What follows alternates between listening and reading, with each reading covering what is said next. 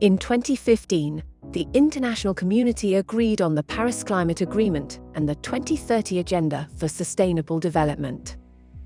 The Paris Agreement aims to limit global warming to 1.5 degrees Celsius. The 2030 Agenda and its 17 Sustainable Development Goals aim to find solutions to pursue the well-being of all people in all countries, now and in the future. The notion of leaving no one behind runs through the 2030 Agenda's fabric, with a specific goal, SDG 10, dedicated to reducing inequality within and between countries. SDG 13 on climate action is directly linked to the Paris Agreement, making both agendas indivisible. With these two crucial but highly complex agendas on the table, world decision-makers carry a great responsibility to fulfill both agendas and to not undermine either one of them. This is a very difficult task, as activities towards one agenda can jeopardize the other, creating trade-offs. On the other hand, one activity can contribute to both agendas, creating synergies. For example, the exit from coal is crucial for SDG 13 on climate action and the Paris Agreement, but may lead to job losses, counteracting SDG 8 on decent jobs and economic growth. This is a trade-off. Biodiversification can help with SDG 13 and climate mitigation and adaptation targets, and contributes to SDG 15 on biodiversity conservation. This is a synergy. However, progress on the 2030 Agenda and the Paris Agreement is lagging behind due to a lack of or slow implementation at the national level. Some countries are more vulnerable to climate change than others are. And even within countries, some communities have more capacities to adapt to it than others.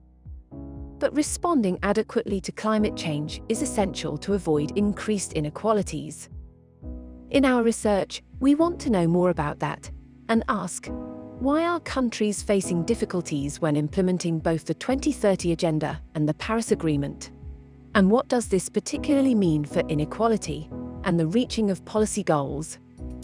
To understand why countries are lagging behind in the implementation of both agendas, we started to have a look at the concept of policy coherence, which means a policy-making process that maximizes synergies and minimizes trade-offs.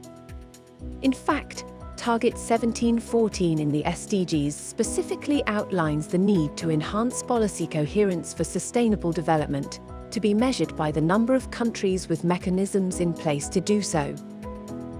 The general assumption is that policy coherence is a tool for leaving no one behind, and hence also to reduce inequalities. When we looked at all the goals and targets within the 2030 Agenda and the Paris Agreement, we found many synergies that have the potential to boost the implementation of both agendas. But many trade-offs remain. Our research supports the notion that perfect coherence between the 2030 Agenda and the Paris Agreement is unlikely. We have also learned that policy coherence and incoherence are not only driven by technocratic processes, but by politics including ideas, interests, and institutions. For example, ideologies on how we achieve human well-being, interests serving the policy aims of certain groups, or coordination mechanisms across ministries, can either hinder or facilitate coherence. So, now, what is the impact of policy incoherence on inequality? There are many different dimensions of inequality. Think about spatial inequalities, for example, unequal distribution of income and resources in different geographical regions; gender inequality, which can lead to discrimination and lack of opportunities because of their gender; or political inequality, which may disadvantage some groups in participating in political decision-making while favoring others. One group or individual can feel many different dimensions of inequalities. Disadvantages and deprivations then intersect to create a particular experience of inequality. When we started our research, we assumed that coherence increases equality. We have learned that coherence usually fosters the achievement of multiple policy goals, but that this does not necessarily reduce inequality. In fact, coherence can sometimes aggravate it. In addition, we have found that inequality is a driver but also a consequence of policy incoherence. Where trade-offs exist, these can be due to inequalities in policy processes. For example, influential energy companies with strong ties into politics may find it much easier to influence policy making than young climate activists. This can not only weaken democracy, but can lead to trade-offs that create further disadvantages for groups within or beyond national borders.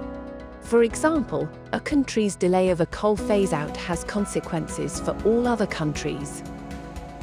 In sum, achieving policy coherence is not only a technocratic, but a deeply political process. It can affect both whether goals are achieved and whether inequality is reduced. Therefore, realizing the Paris Agreement and the 2030 Agenda, and hence sustainable development for all, requires the commitment of all political decision-makers in the world.